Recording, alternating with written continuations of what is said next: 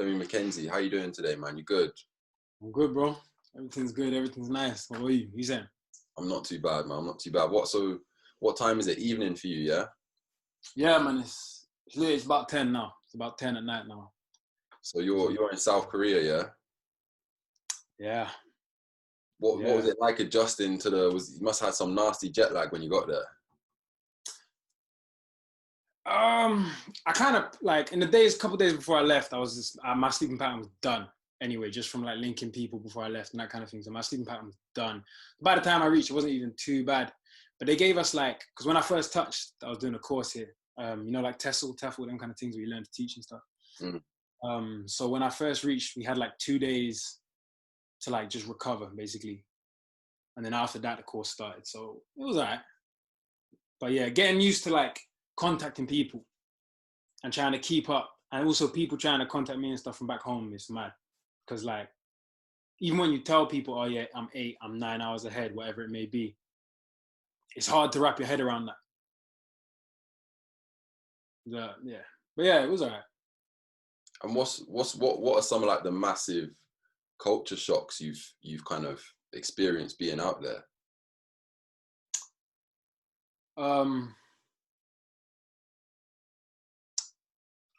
I think because I'd been to Japan with some of my brethren beforehand, so they're like, I knew it would be similar-ish, yeah. But I think the biggest things were probably that it's the mindset of people here is so different, like so different. Like, do you know what Confucianism? A little bit.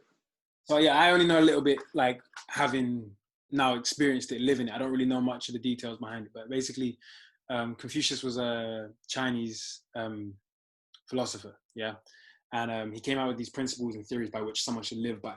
It's not a religion, but it's like a way of life, you know. And a lot of people, like everyone on this side of the world, kind of has that as a basis for how they then determine their morals and ethics and all that kind of thing.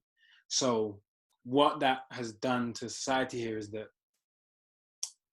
it's far more collectivist than the individualist society that I'm used to being from the West. So just being a teacher in this environment and you're speaking to kids here, you know how like the difference in aspirations and stuff and knowing and like at which point I feel like in the UK, not to be disrespectful to some kids, but you know, like kids have unrealistic goals and da. See here, because the mindset is like we're part of something bigger. Everyone has a role to play in what you do, yeah. It's like all the kids seem to, it's like, I'm not sure what I want to do, but I know that I don't want to disappoint my parents. And that's it. So that was a big difference. And that affects all different aspects of life as well. Like obviously the hierarchy with your elders. Like when you speak Korean, like even the language is structured around this ideal of Confucianism, in that the way you'd speak to someone older than you, there are like entirely different sentence structures to how you would if you were speaking to someone the same age or younger. So like, you know, obviously in the UK and like in the Western parts of the world, if we speak to someone older, we'll be more polite a lot of the time, yeah?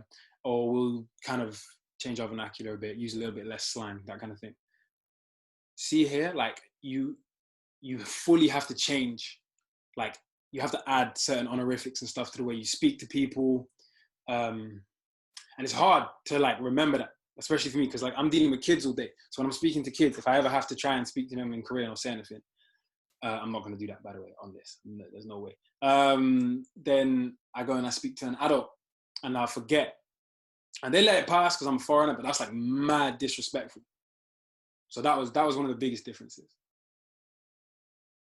That's mad. Yeah, that sounds crazy. And I think there's a little bit of that in Europe, I think, with like how you speak to older people and young people, but I can imagine in Korea and East Asia, it's a lot more extreme. Do you think it's really interesting what you say about Confucius as well and Confucianism? Is that it? Confucianism? Yeah. So do you think that collectivist attitude has had an impact on Korea's response to the pandemic? Absolutely. I think it's something crazy. Like Korea's had around 300 deaths, despite being like the second country to get the virus. They've had around 300 deaths. Some of the most testing done.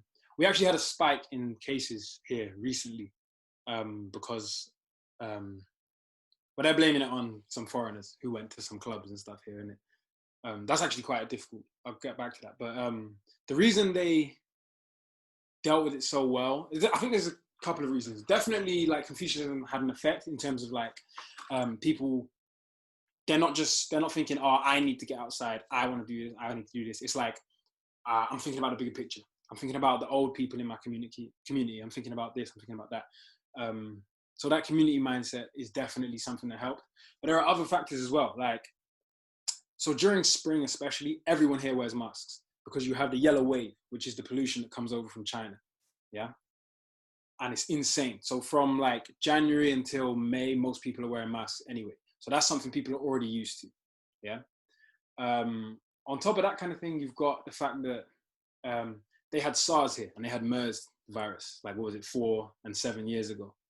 So because they've already had those outbreaks here, they kind of know how to deal with it. So their response time was just like, we're ready, we're here.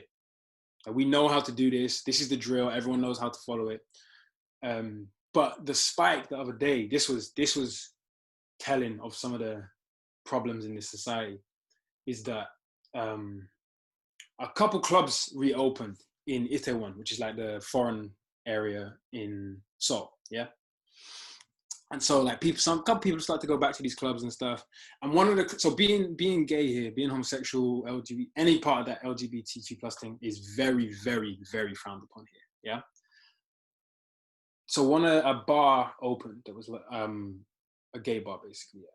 And so people have come now and people have gone to this bar and someone in that bar afterwards tested positive as having the virus.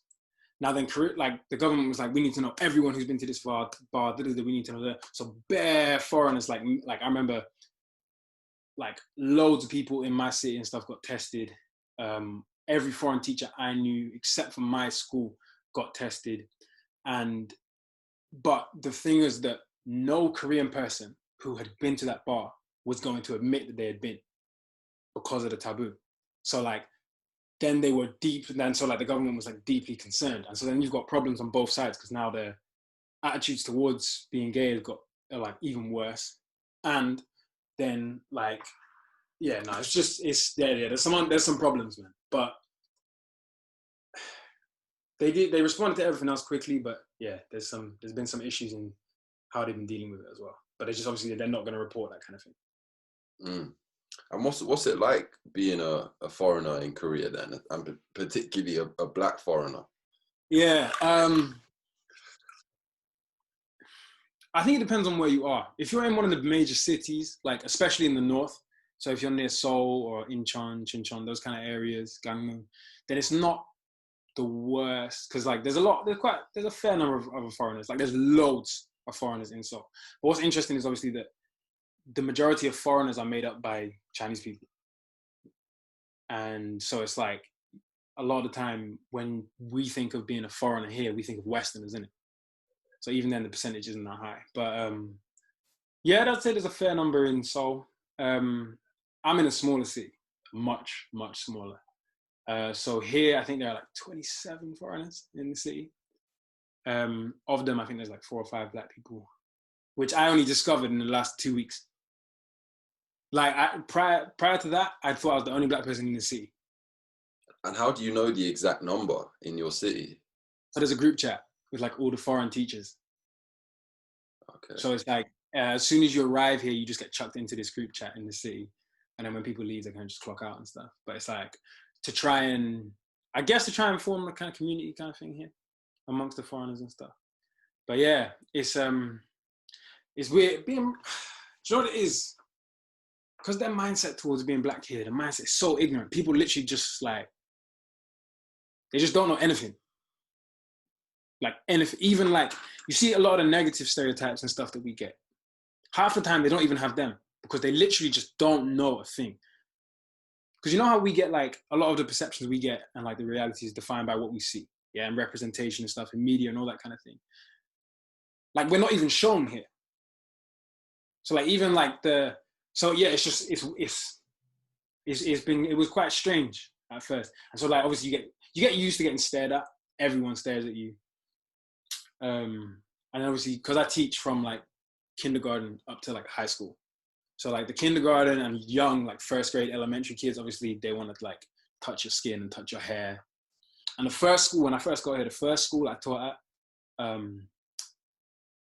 I walked into the classroom and all the kids have just gone like mouths hanging open, yeah. But then this is the thing, all the little boys, they were just like, and they're like, Black Panther teacher. And I was like, yeah, I'm about to milk this. I'm about to milk this. So like, I think in one of the schools I had, I was running like they run like lunchtime activities and stuff. So I was outside and there was like all these kids and stuff.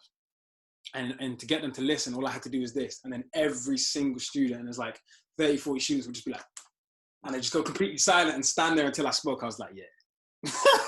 I was like, yeah. That's crazy, man. And I mean, that's kind of beautiful, man. That's like to think, as you're saying, they've got such limited media representations of Black people and it's just completely ignorant. They don't even know anything. But for something like the film Black Panther to be so world famous that might even be the first representation of Black people some of the younger generations are getting. Definitely. Mad. Yeah. And what's it been like in like teaching in a school? And what made you want to go out and teach in Korea as opposed to somewhere else? So I started a non-profit organization with a few other people almost 2 years ago now, a year and a half. And we go into schools and we work with children of African descent, whether that be African Caribbean, on looking at race, representation, history, identity, those kind of things. And I just felt like in order for me to, because all I knew was the British education system. Like I might have read up on other education systems and I've heard about them from other people who've experienced, but all I knew was from experience was the UK one and from TV was like the American one, So then I was like, in order for me to kind of construct a better teaching environment, learning environment, and ultimately like a small curriculum, for what we're doing, I needed to understand how other education systems worked. So Korea is just the first on the list of other countries that I want to go to and teach in, so that I can kind of look at the different possibilities there are. Like Korea, because Korea has like amazing results a lot of time. But coming out here, I started to learn a bit about why and how. So like, yes, they have amazing results, but that's because you cannot fail until you go to high school, basically. So all through school, you'll just pass. You'll pass everything, even if like you might not really be good enough. And like a lot of those things are you're helped along and blah blah blah. And then you get to high school, and then it's like they have just insane school days. Like your average school day when you're in high school here is between 12 and 15 hours. Wow, bro. And then it's not surprising when you learn that between like I think it's 18 and like 25, no, 18 and 30, you have the highest rates of suicide, massively. And you also have the highest rates of child suicide here because the school pressures are so insane when you're in high school and stuff that, yeah, a lot of kids can't take it. And so coming here, it was kind of like that. I was like, there must be something else there. How are you able to produce these good? It can't just be the pressure and stuff. But they also have these things. So everyone here attends public school and private school. So you have the public school system, and then you have these things called hagwons, which are like academies, almost like an after-school club, but like a lot more structured in terms of learning. You have a syllabus, all those kind of like. So I teach in one of those private schools. So we have kids come when you finish school. So that the kindergarten kids will finish first at like 2 p.m. If they finish, then they'll come and they'll have like a couple hours at the private school. Then you'll have the elementary kids, middle school, high school, and then I have adults as well. But yeah, that the system they have here, the Hagwon system, that was the thing I was most interested in, because that is definitely something that could be put in place, especially in our community, to benefit students whose parents are working like longer hours, or who are in situations where after school they need something. And obviously we know that not all community centers can work that way, but something for students as an additional education to what they're getting from the UK education system, you know? Mm. Yeah, that's really interesting, man. It's and I think it's exciting that you've chosen to go, you know, so far to try and pick from the best aspects of the Korean education system. But that's crazy, man, about the amount of pressure. So you're saying that the students are sort of they when you said they pass, what do you kind of mean by they just pass when they're at the younger years? Is that So like you see our grading system in the UK. I think they changed the grading system recently, so now it's numbers all the way up through GCSE, right? So it's no longer you get an A, B, C, blah blah blah. It's like 1 to 9, yeah. Here it's like it's more like a pass fail sort of situation, yeah. But no one fails, and it's like if they will take steps to make sure that no one fails. Right. Yeah. And tie that collectivism again. Yeah. But what that means though is that because the weaker students may, especially if they're not wealthy and they can't afford to go to the private schools, yeah, the weaker students then are the ones who get hit the hardest when they go to high school. Right. It's mad, man. And Yeah, is there any support at all? You know, obviously, you know how we're increasingly you're seeing mental health support in schools and stuff over here. Is there any of that whatsoever in places like Korea? So Korea is quite an interesting nation because it's one of the fastest developing nations. Well, it was. It's now considered to be a very developed nation, but because it developed so quickly.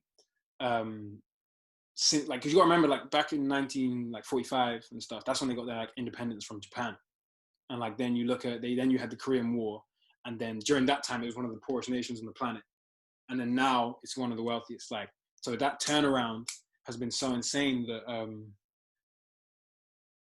I don't think it's like those countries, you know, in like a lot of Caribbean, African households, mental health isn't something that's discussed too much, yeah?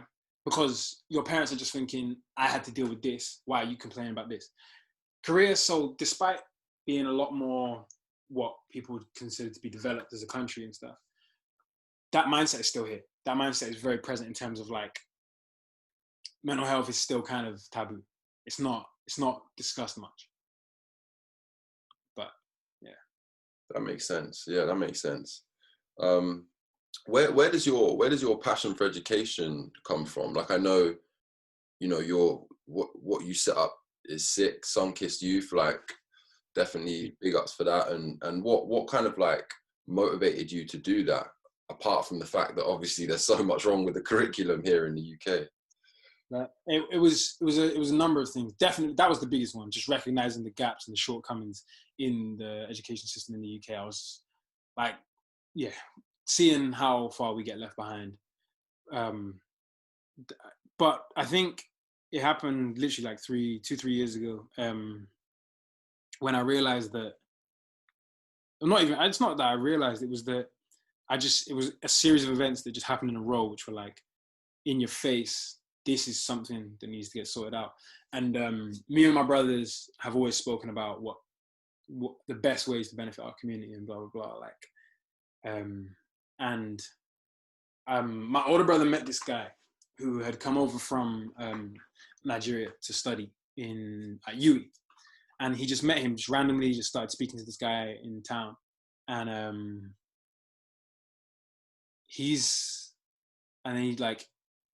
it turned out the university-based, UI basically did nothing to help him. Like he had arrived, he'd got onto the course, and then he didn't know what to do. He didn't know where the university was. Didn't like they hadn't helped him sort out accommodation. He literally like knew nothing. And so my older brother's like hit me up because I was studying at the time, and I've gone with him to get him signed up and stuff. I was like, this is crazy. And him and his boy who he'd come with were staying in one dusty hostel in kind of near City Centre, and I was just like, it just kind of just reinforced. I was like, so they don't care about you, and they already have this mindset of who you're going to be when you're in school. Yeah, as soon as you touch secondary school, often before that, and it continues all through university. They're just like they don't care. Yeah, and then at the same time, Akala did a talk at UE. I've been to see him a few times, speaking other places and stuff. And he did a talk at UE, and I got the chance. I was speaking to him for a little bit afterwards, and we were talking about the education system and stuff like that. And then I spoke to him about the idea of like, I don't know if you've read his book or if you've had a chance to speak to him yourself, but he speaks a lot about the Pan-Africanist schools he got to go to as a young person and how massively that influenced his life. Yeah. And so that was definitely a big influence as well. And then the other thing was just, I think, no, those are the main things. Yeah, man. I mean, you can see with someone like Akala,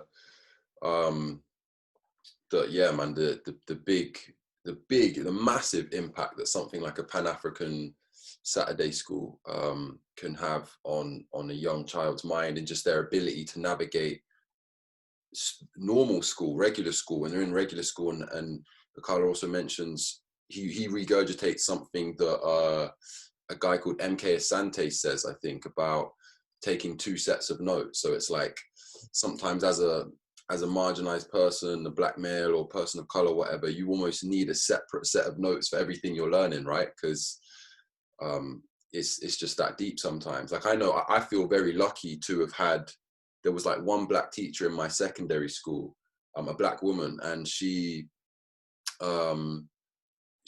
actually ran citizenship studies, which I think the Tory government just got rid of. But it's fascinating as well how something like citizenship studies that teaches you about society and culture and so many important things is kind of sidelined as like the silly subject, whereas that was the subject where I was introduced to things like the Stephen Lawrence case and people dying on death row wrongfully and all sorts of that kind of thing. So yeah, them side things are important. That's a very good point, actually, because that in itself, like that was the thing I just forgot just now, was that the other biggest thing is that where I grew up, like some of the rougher schools and stuff, it was like I knew my age group who'd been in prison or who are still there now and all that kind of thing. And then I looked at my school and I looked at my friendship group and stuff, and we'd come up, and when you have a group of like 10 plus black boys, the fact that I think almost every single one of us went to university, and every single one of us like then got a job, regardless of whether or not we actually went, and like achieved things and has started to achieve things or are achieving things, or like I tried to think like what was one of the main differences in the education that I had as opposed to some of my other friends who went to like other schools and stuff. And then we had this program called Going for Gold at our school, and it was for students of African and Caribbean descent who were just starting their GCSEs. And it was basically like you'd go after school, I think it was like once a week, and you would learn, and we'd have like classes about historical like black figures and stuff like that. Yeah. And I think like it wasn't just my year that had that, it was other years as well, like after ours, but it was something that I think I knew it was something that was needed, but more, because it wasn't enough. And they knew it wasn't enough, because I remember speaking to those teachers and they knew it wasn't enough, but it was something that I just felt if we could recreate this and just provide students with access to people who have experienced different parts of the, like, so we basically, what we do with Sunken Studios is we bring in people of different ages, different professions and all those kind of things to speak to students and just engage in conversation with them and run workshops and stuff. And that is something I think that we were missing. So we learned about some history and stuff. Yeah. And I think for quite a few people that did spark their interest in knowing more, but we didn't really discuss the reality of what it's like to be Black, especially in the UK. Obviously, it's almost always the focus is on America. And so that's something that Sunky Steve tries to do now, is focus on that. Yeah. And that's important, because as we're seeing now, Britain does so well at kind of sideline, being like, look at America, it's really bad. And that's where America's the big bad racist boogeyman, whatever. It's kind of crazy. It's like, yeah, and yeah, I think it's so important that British kids understand that racism in a lot of ways was the architecture of racism happened in United Kingdom, in terms of this birthing the slave trade and whatnot.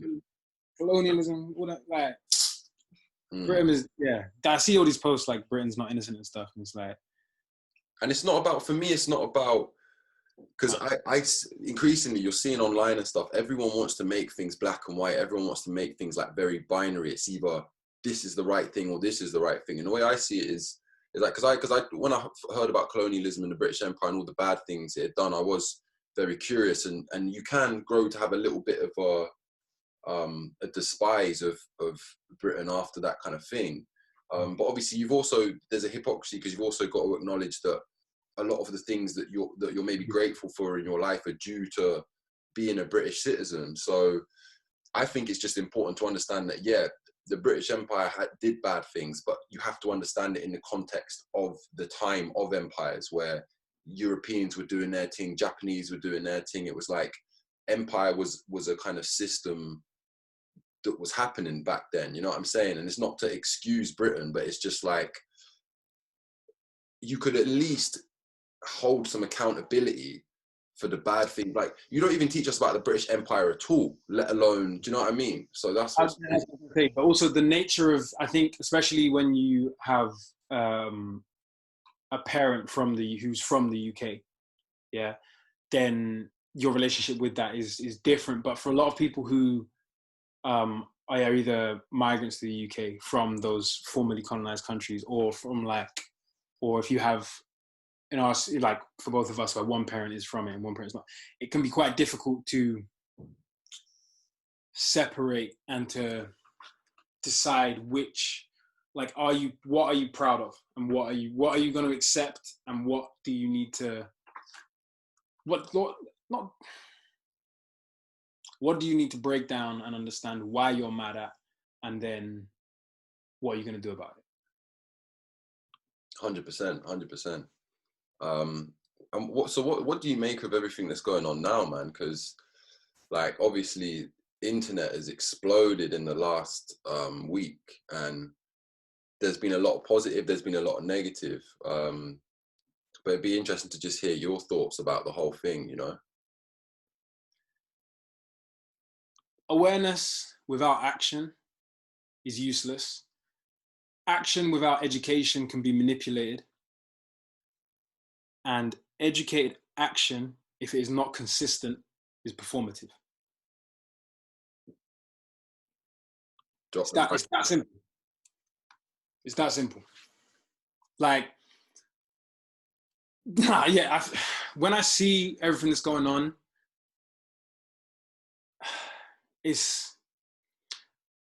I think my first reaction was, I was obviously angry at what happened in America, but I wasn't surprised.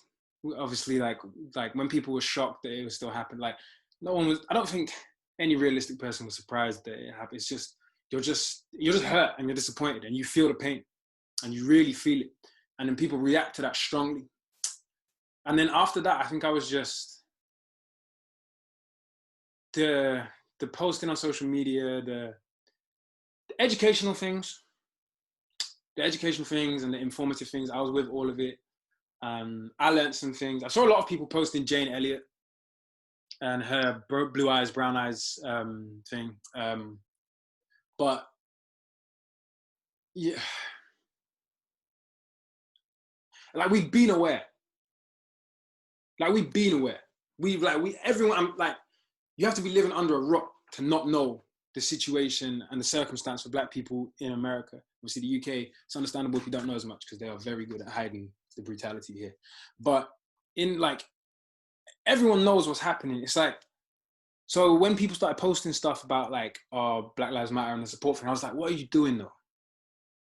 And I understand that this is what I said to you the other day, is that I was like, because I had to like get checked by one of my friends because I was annoyed at the situation. And one of my friends was like, yo, people are at different stages. You have to remember that there are people who might just be starting to understand. Do you know about William Cross? No. So he has the 5 stages of racial encounter and stuff. And what he talks about is pre-encounter, encounter, immersion, and then like the conclusion. I can't remember the 4th stage, and then like conclusion and acceptance and stuff. And it's about how we first experience race, and then how we react to that, and then how we internalize it, and then what we do based on that. Yeah, and it applies to everyone. It's quite interesting. He like what for me, when I saw all of the stuff that was going on, it was like everyone's kind of post-encounter now. Everyone is aware. Just what are you doing? What is the next step? What is the next step for you?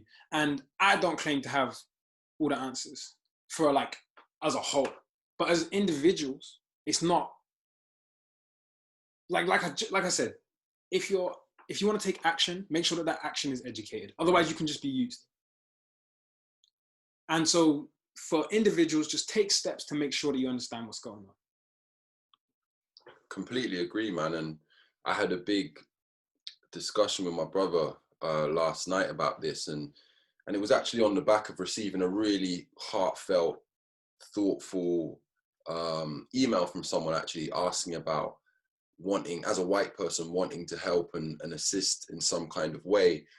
And a light switched in my head, and I suddenly realized, like, yo, I realized what I'm getting so annoyed at now. It's like this sudden wave and desperation for people, not just white people, you know, for people to suddenly want to do something right now, I think for one is triggered by this pandemic. internet, social media, real-time generation that we're in, where information spreads so fast, yeah, that like people are hooked into the matrix like 24/7, that when something happens, like Blackout Tuesday happened so quickly, yeah, that we were saying that like, yo, that could have been set up by some far right organization to try and like try and interfere with the information that was coming out on the real thing. Silence the important voices. Absolutely. Exactly. So the fact that everything's so quick, people just want to react super quick, yeah. And the other thing we had to deep is that, like, yo, even just with what like me and my brother have done in our attempt to anti-black racism and activism or whatever, yo, like I think I first read Malcolm X when I was 17. I didn't set up Mandem until I was 21. Like that's 4 years of thinking, educating myself, being patient. Do you know what I'm saying? And I think that's, yeah, there are steps. Absolutely. Like for me, I know that I'm quite fortunate. Consider, like, my dad is very, very, very big on Black history as a whole, and so that's something that was kind of like forced on me and all my siblings. So it was something that we had to consider from an earlier stage and stuff. But again, it's something where like I'm trying to accept that people are at different stages. But this is the thing, you see, with the whole when like allies wanna know what they can do and stuff like that, and they want to help and stuff like that. It's, do you know what kind of bugged me in this is that I was like, for those people who had to ask their non-black friends to post things and stuff, that was disappointing to me, because I was like, you need to reevaluate who you hold close to you if they don't value you and the value on the struggle and stuff. But more so than that, it's like, you see, if you have to appeal to be heard, you see the white savior complex that goes in all film, all media and stuff. If you need white people to speak for you in order to be heard, that is the same thing. And to me, and that, do you want to live in a society where that is the only way you're going to be heard?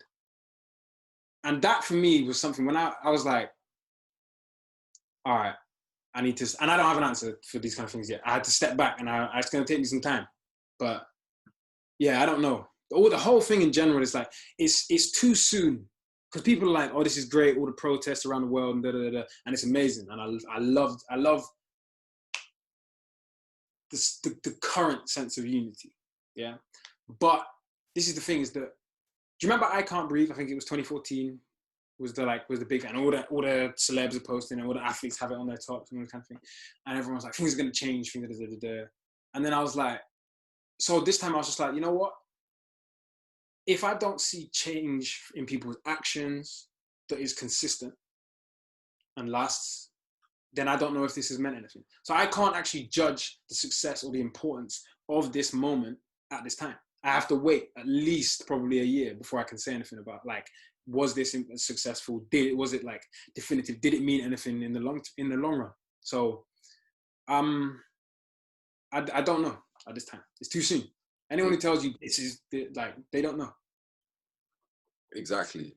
And yeah, no, I completely agree with you. And I think, yeah, that actually some of the most important undervalued thing that white people could do right now is just to actually take a step back, stop posting on social media, and just read, man. Do you know what I'm saying? Like, just the literature out there is, yeah, there is so much literature out there. Yeah.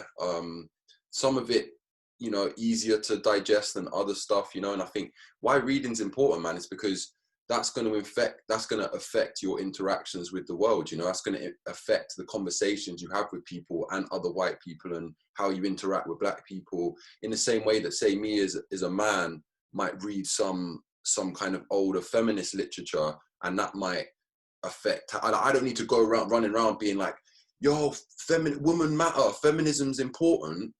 But by me going and taking the time on my own to do my own research and study some of the women's rights struggles, it's going to influence how I interact with women in society and the concept of feminism. Do you know what I'm saying?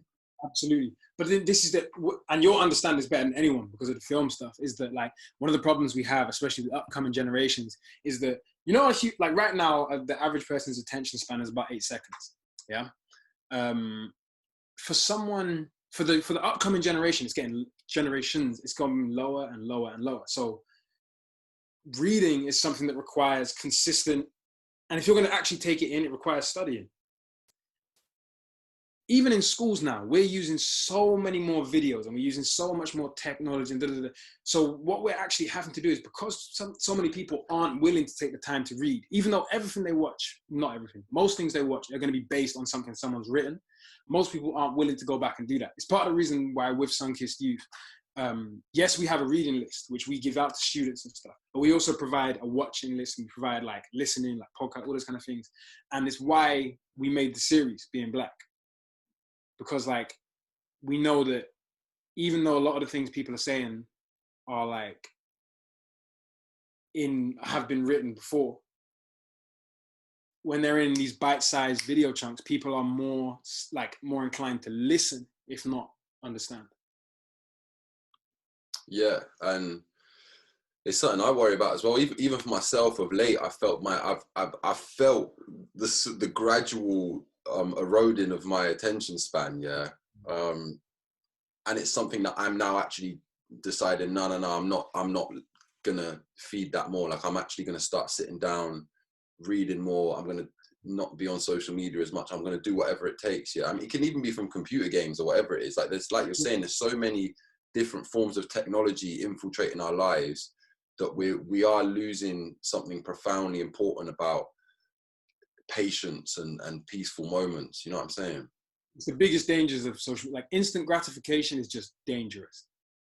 But like you said, for me as well, like I'm someone, I did, you know, I don't, this is shameful, but like in, hang on, 2018, I think I read one book. In 2018, I read one book. That is like, and then obviously, you know, my brother, my younger brother, and he checked me on that repeatedly. And so then like, but then this is one of the benefits of coming here, is because I'm so out of the loop in terms of like link ups and being social with people and stuff, is that I had to start, I've not had, well, kind of had to start reading again. So I just had to like start just going through like a book a month kind of situation. Cause I was like, it was pathetic before. But it's hard, and it's hard. And this is why I said like, that going from action to educated action is difficult, because that process takes time. To accept that you don't know enough, and to accept that you may not be where you thought you were, and you have to step back on that. That is not an easy thing to do, and it requires humility that a lot of us, myself included, don't always have. Yeah, completely. Yeah, and again, I think it's about, it's not, you know, not being too harsh on yourself. It's realizing that there are pressures that are preventing you from taking that time to read and whatever. You know what I'm saying? But yeah, you just got to do what you can, man. It'd be really interesting to hear lastly your like hopes for perhaps like a paradigm shift coming off this pandemic, and coming off the stuff we're seeing with all the protests at the moment. Do you have any like, what's your most kind of optimistic outcome for all of this? Well, I have an optimistic take on the pandemic, and I think that part of the reason that so much focus has been on this is because of the pandemic. If people were not trapped inside, forced to be looking at their phones and paying attention to like social media even more than they usually do, yeah, and like not having excuses, because you got to remember, like work and stuff like that, a lot of the time are distractions. Even school can be a distraction from some important things at times, let me know. But so I think that a pandemic has, in a way, I think it's partly responsible for the massive attention shift. But in terms of for the future, it's I don't have an answer yet. Like I said, it's too soon. Ask me again next year, and based on what has happened, I'll be able to tell you. But if we do the same thing and we regress, and just go back to the way it was, it's gonna be problematic. But the hope I do have is that I'm seeing more and more Black people taking action, taking responsibility for at least educating themselves. You don't need to, it's not everyone's duty is to educate other people, not everyone's responsibility, but educating yourself is a responsibility that everyone has.